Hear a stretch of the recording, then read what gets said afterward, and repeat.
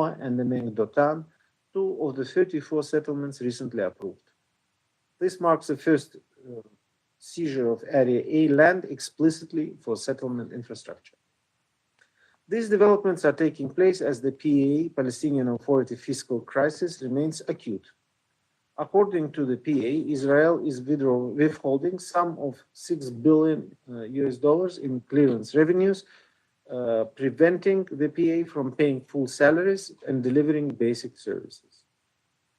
Meanwhile, Palestinian financial stability faces a looming threat from the 1st September when Israeli correspondent banks plan to end arrangements for processing shekel transactions.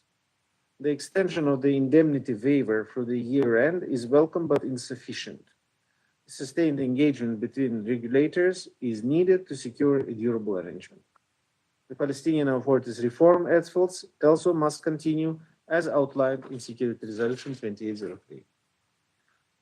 Furthermore, I welcome ongoing preparations ahead of the planned 28 November Palestinian legislative elections, including steps to update voter registration and publish the electoral timetable.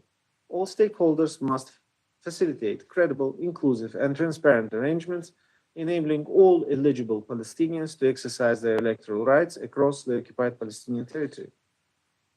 Madam President, the situation in West Bank must be treated as an emergency required urgent action. The concern is not only the continued expansion of the settlements, but the speed and systematic manner in which new facts are being created on the ground. New outposts are established, often with state support, and can be retroactively authorized or incorporated into a wider settlement system. From these outposts, settler violence and intimidation have driven the displacement of Palestinian community. The spread of agricultural and grazing outposts is deeply troubling as well. Requiring only a small number of settlers, they enable control over vast areas of land.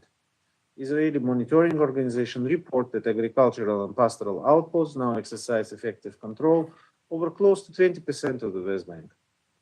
On 10 August, members of my team participated in a PA-led diplomatic visit to Bethlehem Governorate, where only some 7% of the land falls under Area A.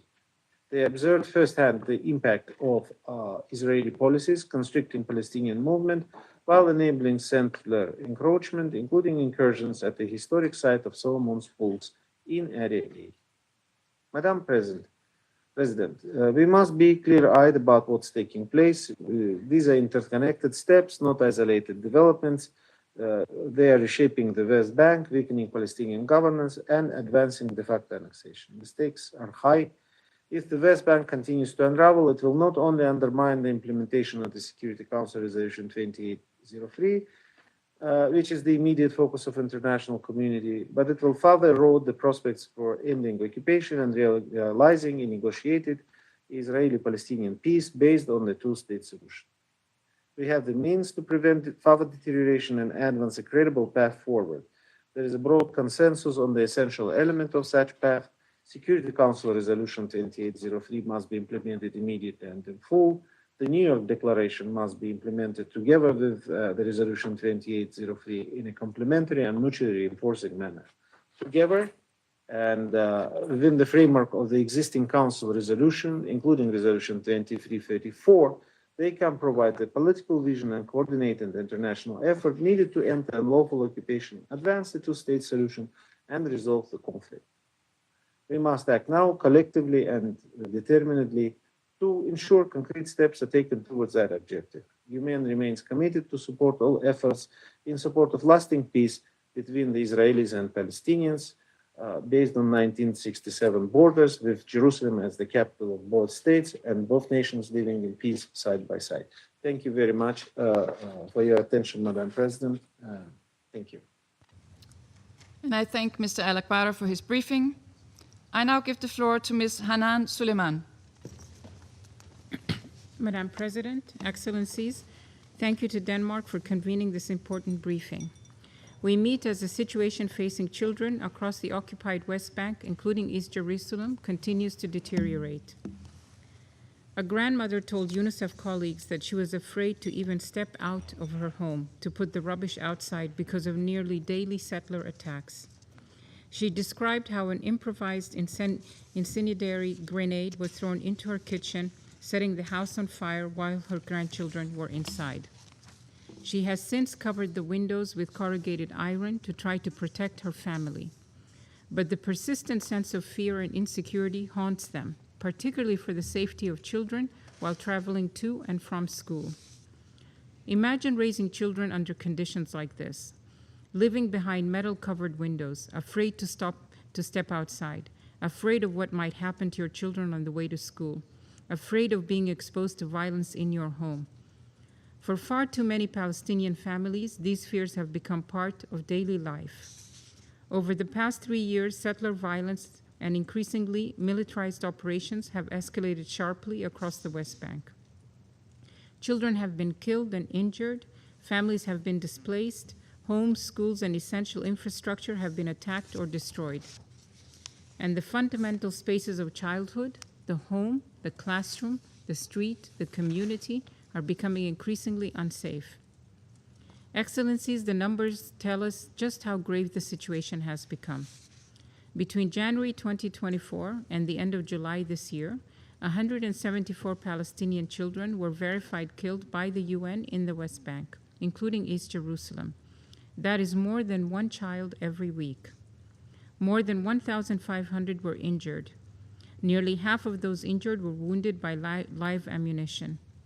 Over the same period, 3 Israeli children were killed and 15 injured.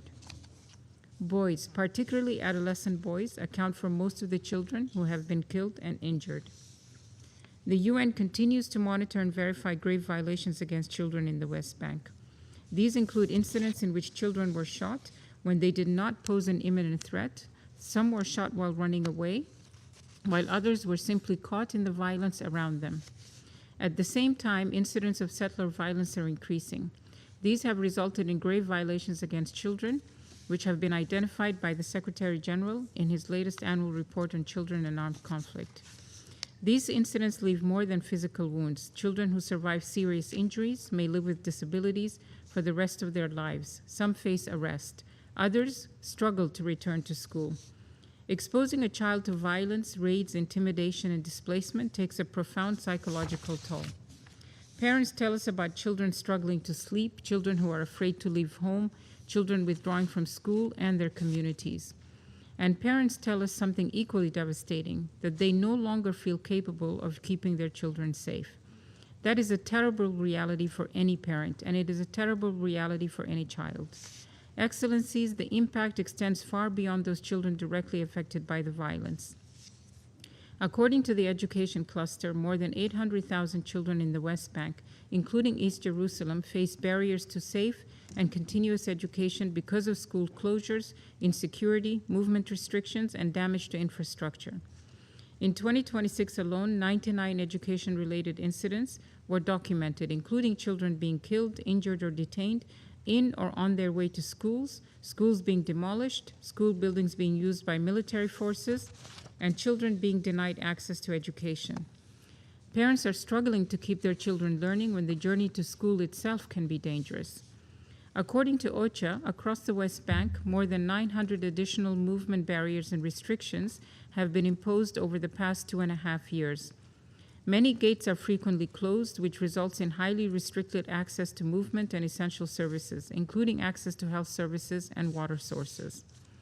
In a recent UNICEF mission to the West Bank, colleagues were told that settler attacks have damaged water infrastructure and equipment, including water network and storage tanks. This has resulted in reduced access to safe water and other basic water and sanitation and hygiene services. In some areas, developing new water sources is impeded, and as a result, residents now are forced to rely on expensive water trucking. Access restrictions are further compounded by repeated intimidation at checkpoints that deter or delay civilians from attempting a crossing. Excellencies, the situation of children in detention is also deeply concerning. According to the Israel Prison Service, at least 355 Palestinian children from the West Bank are currently held in Israeli military detention, the highest number in 8 years. Nearly half, 164 children, are held under administrative detention without charge or trial. Children in detention continue to report violence, ill treatment, humiliating and degrading treatment, and harsh conditions, with a pattern of inadequate nutrition and hygiene for children, resulting in extreme weight loss and rampant scabies infection amongst child detainees. This year, a UNICEF partner spoke to a boy who was arrested from his home in the middle of the night, faced physical violence, was hand-tied, blindfolded, and faced various violations. While being interrogated, the child was held in solitary confinement for over 20 days. Excellencies, the dire situation for children is being compounded by growing obstacles to humanitarian access and essential services. Local authorities have had tax revenues withheld and are unable to pay health and education workers, affecting children's access to basic services. Children requiring medical treatment must be able to reach it. Humanitarian workers and partners must be able to reach children safely wherever those children live. Despite those challenges, UNICEF and our partners remain on the ground. When families are forcibly displaced, UNICEF and partners provide emergency assistance, mental health and psychosocial services, cash, drinking water and hygiene, and support to continue their education. But humanitarian assistance can only mitigate the consequences. It cannot remove the causes. That requires political action.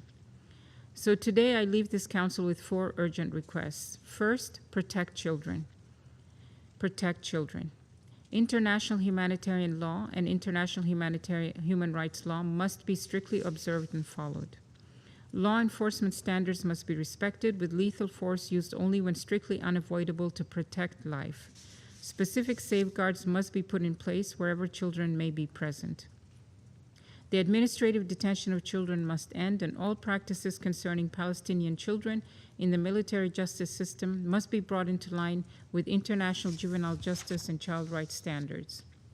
We echo the call of the Secretary General in urging Israel to agree and implement an action plan with the United Nations to end and prevent grave violations against children.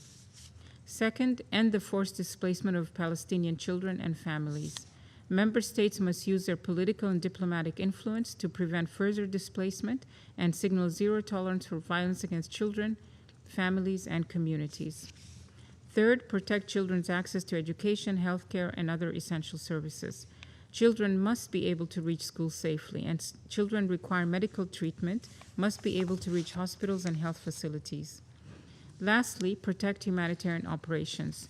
Vital supplies must be allowed into and across the West Bank without unnecessary delay. Public services upon which children and families depend must be protected from interruption.